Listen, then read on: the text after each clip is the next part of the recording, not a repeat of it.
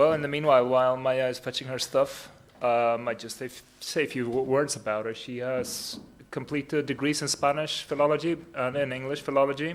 Maya is from Poland, and there she also holds a bachelor degree in applied Spanish language by the University of Silesia.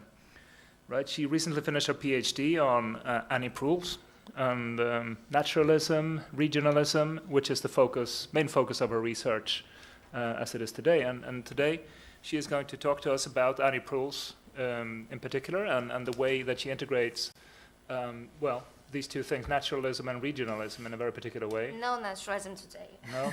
Okay. I'll save you that. All right, okay. Welcome, Maya. Thanks for coming. Thank you. Thank you, Martin, for this really nice presentation. And thanks to both of you for inviting me. It's really a pleasure.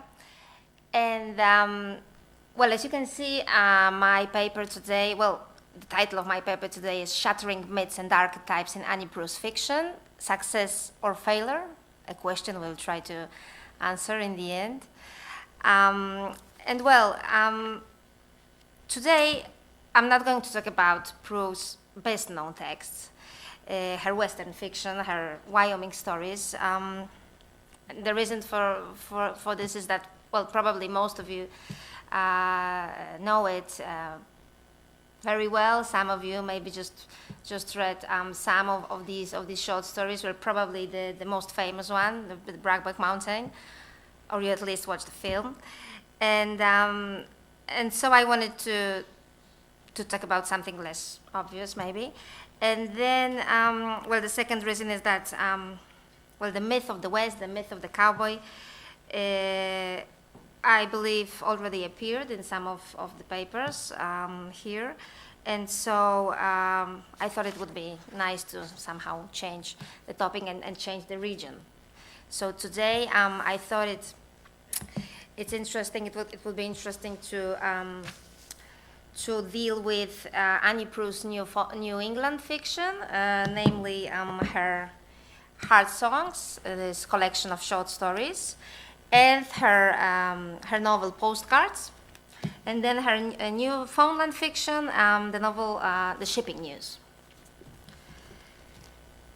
Okay, and I hope you'll enjoy it, and if there are any doubts or questions, I'll be happy to answer them in the end.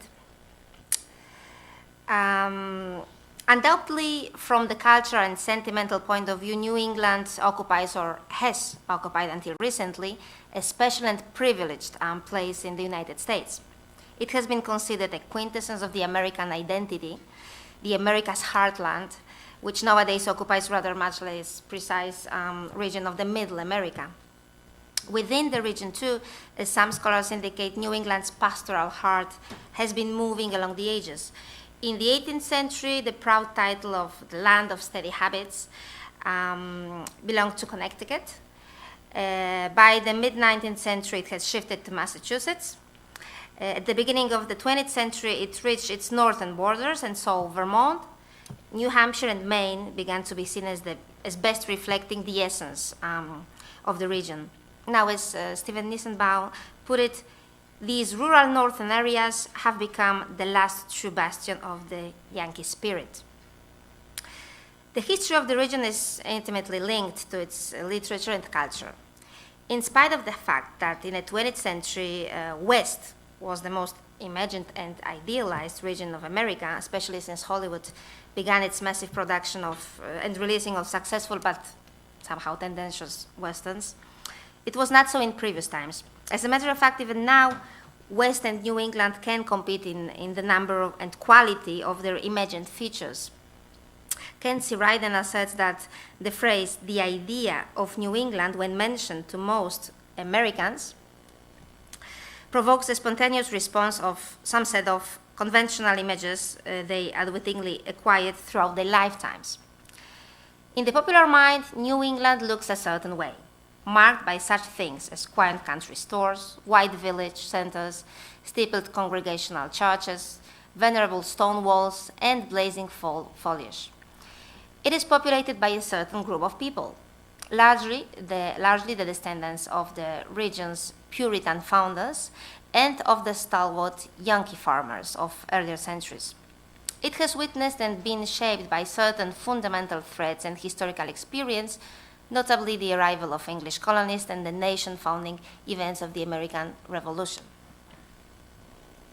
And this is probably how most of us, or most of Americans even, imagine the archetypal, the typical New England village and its famous stone walls. Republicanism was the ideal form of government for New Englanders, and so the model New Englander, apart from the inherited Puritan religiousness, was supposed to be industrious, frugal, and simple.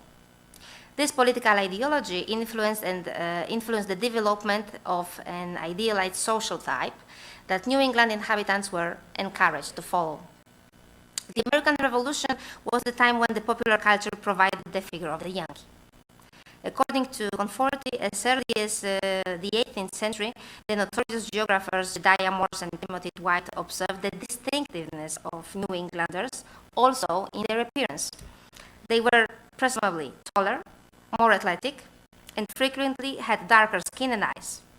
But primarily they focused on the character of these people, a hearty Republican and a simple but shrewd farmer. Maybe some of us imagine them this way, and this is the way the editors, the publishing house where Prue published this first collection of her short stories. This is how they somehow thought model Yankee would look like. Now, as to the region itself, the whole 19th century, but especially the years after the Civil War, was a time of crucial changes in New England society's lives. The most important alteration of, until then, supposedly peaceful, pastoral, and changeless country existence came hand in hand with the industry boom. New England as a whole transformed into the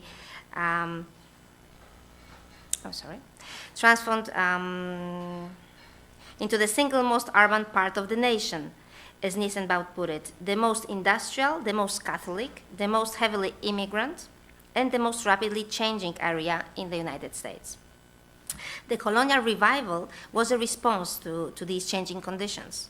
This is when the white-painted Georgian-style houses gained popularity and recognition, and village centers were restored to resemble a colonial ideal. Moreover, that was when the Pilgrim story rose in the Northern imagination. The image created during the colonial revival was a highly exclusive one, and its protagonists were limited to idealized, hard-working English settlers and Anglo-Saxon farmers. The Great Depression and the Second World War had a devastating moral influence on many Americans. Now again, this idea of New England as a pastoral, authentic, and morally solid place was used similarly as in the colonial revival period. Obviously, this kind of image, though cherished by the elite of the region and sought after by tourists, who still expect to see stone walls on every field and the flawless white villages inhabited by white Anglo-Saxon Yankees every few miles, is false and highly exclusive. In the last 2 decades of the 20th century, a much more inclusive regional fiction eventually began to be created. These writers, partisans of place, as Ryden calls them, first dared to challenge the conventional image of the region. They argue not only that New England has historically included many more kinds of people that have conventionally shown up on the printed page, but that those people are just as much New Englanders, if not more so, as any quiet old Yankee farmer. Ernest Heber and Caroline Chutt are clearly the most representative authors writing this kind of fiction. Their works describe depressed, beaten down New England places and focus on sharply realized, unglamorous scenes, all of which stand in an obvious resistance to prevailing ideas about what this region should supposedly look like. I believe that Annie Proulx, with her naturalistic works, the collection of short stories, Heart Songs, and Other Stories, and the novel Postcards, somehow inscribes herself in this informal group of the partisans of place. For New England that emerges from Heart Songs and Postcards is clearly unlike the image of a bucolic, flawless white village, numerous stone walls perfectly bordering its lush green fields. And although a stone wall does play an extraordinarily important role in one of the cases, it grotesquely symbolizes the physical and moral decay of the region rather than enshrining its idealized image. Prue does not hesitate to present the New England countryside of the middle of the 20th century with all its anesthetic details, its grim and severe living conditions, and its economic struggle. References concerning the grimy aspect of New Englanders, or to be precise, rural Vermonters' properties, sleazy and cluttered with junk, are frequently used by the author in her place descriptions. Sometimes they signal the loss of such a property by its native owner as imminent. But in general, it seems that the shabby houses and the trashy surroundings result from some kind of a mixture of poverty, carelessness, and lack of aesthetical sensitivity. In Heart Songs, the short story that gives to the collection its title, Snipe, the protagonist, a newcomer, on his way to the mysterious country musician's dwelling, the Twilight's home, passes, quote, trailers and shacks on the back roads, the yards littered with country junk, rusty oil drums, collapsed stacks of rotten boards, plastic toys smeared with mud, worn tires cut into petal shapes and filled with weeds. All of them proofs of poor lives, as the narrator indicates. And one can only guess Prue is not only referring to material poverty. The house itself, old and broken, completes this picture of decay and grime. The ubiquitous dirt and slovenliness seemed a natural feature of this place. The contrast between the Twilight's property and the one Snipe rented and lived in with his girlfriend, quote, a modernistic glass horrors thinking of money and crowded by 40 mammoth blue Arla cedars set out at the turn of the century, was sharp. Nevertheless, it is important to underline that the juxtaposition of the two places is not perceived as an image exemplifying the obvious difference between bad and good, ugly and beautiful. Prue makes this inequality much more complex, for the reader realizes that the new-fashioned cedar cliffs was not only aesthetically in discordance with the landscape due to its artificiality, but it was also highly impractical. The Twilight's farm, on the other hand, in spite of its shabbiness, or maybe precisely because of it, seemed to belong to the area perfectly. It is noteworthy that such dwellings as trailers, usually clustered in trailer parks, became part of the New England rural landscape. In Postcards, Jewel, desperate and indebted widow, one day suddenly noticed that the wide field she had been forced to sell was now divided into 40 half-acre lots, quote, too small for anything but cemetery plots, end of quote. Soon it turned out the field was being prepared for a mobile home park. There is no doubt that a trailer park on a New England hillside is not a pastoral image one could expect, indeed. To conclude with this first part of my paper and to touch upon the topic of the New England characters, my claim is that Prue does not paint a portrait of stereotype protagonists known from the history of the New England literature, from its mythology. Both in Heart Songs and in Postcards, the reader will find a broad spectrum of New Englanders, some of whom may resemble the imagined archetypical Yankee, and others the opposite. There are even cases of those who, conscious of the mythic image they are supposed to represent, are capable of using it financially. As to the newcomers, a certain pattern of their representation can be distinguished. Their fate, that reality reflects the image of New England they grew up with, frequently makes them ridiculous. As Kent C. Ryden put it,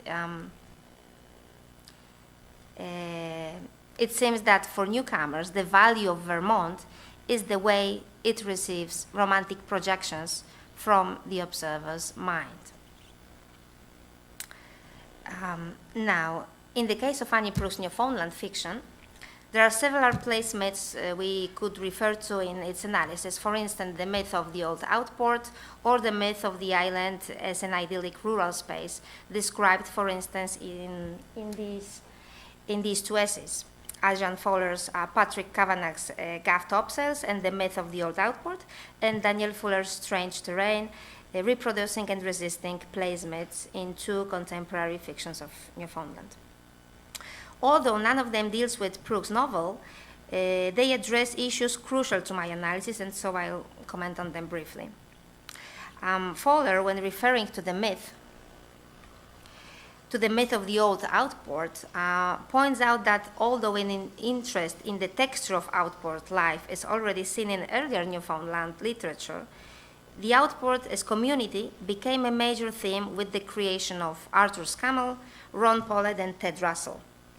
As the scholar indicates, by 1970, it was widely recognized that these little fishing communities were unique to Newfoundland and became to be acknowledged the heart and soul of the island. At the beginning, explored in newspapers, plays, and poems, in the 1990s, Newfoundland novelists addressed the still inspiring theme of the myth. They insisted on the value of community as the primary value of the outport. Fowler asserts that an ethic imperative that developed in these remote fishing villages in response to the dangerous and extremely harsh conditions of the Newfoundland coast turned out to be interdependence, not independence. Such a correlation, I believe, can be observed in the shipping news. As a consequence of acknowledging the outport as the emblem of whole Newfoundland, this special value of community extended to the rest of the island. As to the essay by Fuller, the scholar explains that what enchants outsiders is frequently the myth of Newfoundland as a cure-all for the urbanites' charm, for the urbanites' ills, a wilderness space, a quiet cultural backwater offering old-time folky charm. These myths have been deliberately constructed and promoted by government and business people to attract tourism. On the other hand, they are an effect of the cultural preservation and regionalist discourse that sets a model of a rural, humanistic lifestyle against the alienation of urban modernization. In addition, with reference to the myth of the island as a rural space offering a less complicated lifestyle to the morally bankrupt and physically exhausted metropolitan one, as Fuller put it, what the scholar argues is that Annie Brooks' The Shipping News and Lasse Hallström's Hollywood film adaptation are works that promote precisely such an image. I'm not sure if you've watched the film. Julianne Moore and Kevin Spacey were the protagonists. And this view, to a certain extent, I share. In my study, in my PhD dissertation, one of my aims was to inquire about the image of Newfoundland as constructed in the shipping news, and particularly about the characteristic of Killiclaw, the coastal town Prue created for the setting of her novel. The image of the town in general is quite archetypal. It is an image of a somehow decrepit fishing village, which has not yet rendered, which still holds tight to its prosperous past. A very Newfoundland picture, many might say, easily connectable to an outsider's vision, indeed.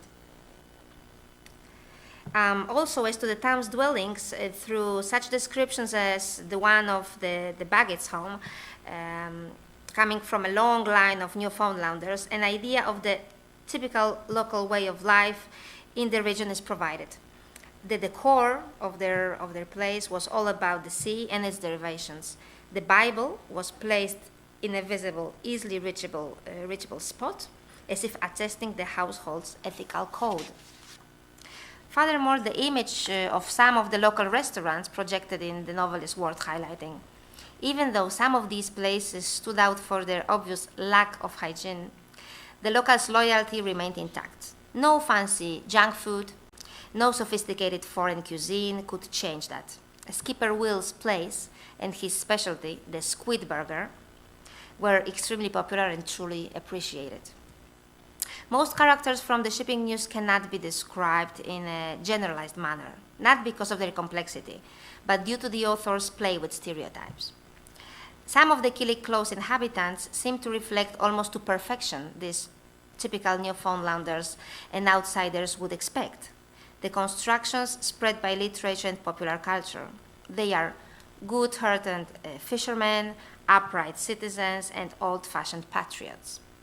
Their women are deeply involved in the town's social life and actively support elderly and disadvantaged neighbors.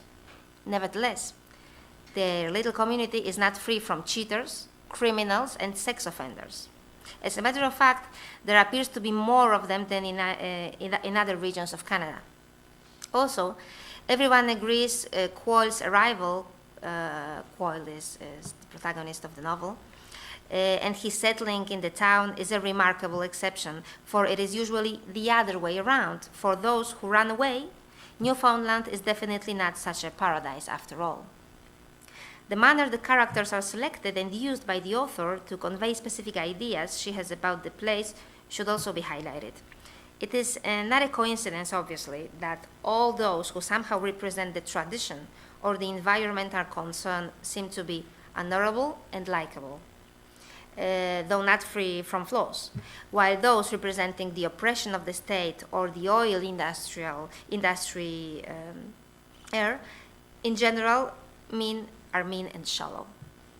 Although such a division cannot be analyzed as a rule, it definitely is revealing. As far as the whole coastal Newfoundland community is concerned, the way it is idealized is worth pointing out, for it matches the myth of the old outpost almost to perfection. The lives of the characters are, quote, set always within a complex cultural web of obligation, understanding, and support, end of quote. The rules which seem to guide this united society are those of helping their neighbors, mutual respect among all its members, and cultivation of traditions. Also, his first weeks in the town, Quoyle observed another characteristic of the Killick Close society. Neighbors naturally entering each other's houses and serving themselves a cup of coffee. In her Newfoundland novel, Annie Proulx, on one hand, and this is somehow a conclusion, follows the method of playing with stereotypes with the typical representations of the region's inhabitants, constructing and deconstructing such representations, the method she used in her New England and the Wyoming writings as well. Nevertheless, on the other hand, the writer herself seems not to be completely free from the spell of the area's myths. She does not doubt to unveil the Newfoundlanders' supposed flaws, even deviations, but my impression is that she keeps holding dear the constructions implanted by most of the former literary works. The shipping news settings, Newfoundland, though visited by Proulx several times, was not her place of residence. She was only a guest there, or maybe a tourist. Is this the reason her novel combines both features appropriate for naturalism or realism and those resulting from the influence of its artificial and idealistic image, the island's mythology consolidated in numerous Newfoundland and foreign works over the last 2 centuries? The difficulty in answering such a question is obvious. What I believe needs to be underlined is the difference between this novel and Annie Proulx's New England short stories and her Wyoming texts. The key seems to be that she actually knew the settings of these 2 American regions firsthand, as a long-term resident. In my view, Proulx's Newfoundland seems to be grounded in her knowledge of texts by others, in literary, historical, geographical, tourist, and popular representations of this place. With all that, her representation is different, indeed. Her frequent constructions and the following deconstructions and her realistic, naturalistic method make the shipping news an interesting and an unconventional example of the literary regionalism. Now, if I were to answer the question included in the title of this paper, I would cautiously say that, well, in case of New England, well, it was probably a success. She probably did shatter myths and archetypes. Nevertheless, in the case of Newfoundland, where I would say she somehow failed, though this is arguable and open for discussion. Thank you for your attention. Thank you.